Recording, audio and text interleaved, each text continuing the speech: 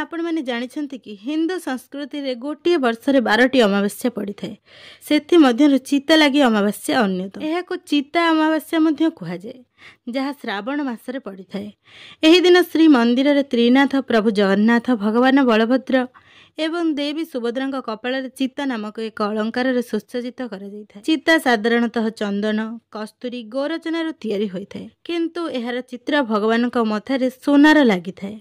महाप्रभु जगन्नाथ को हेरा चिता, भगवान बलभद्र को नीला चिता एवं देवी सुभद्रा को माणिक चिता सह सुसज्जित कर यह थिला आम संस्कृति।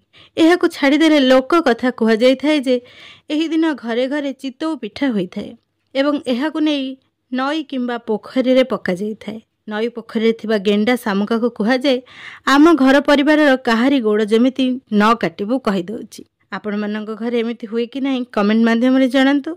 वीडियोटी जदि आपण मानक भल लागि थाए वीडियो को लाइक करंतु, शेयर करंतु, चैनल को सब्सक्राइब कर दियंतु।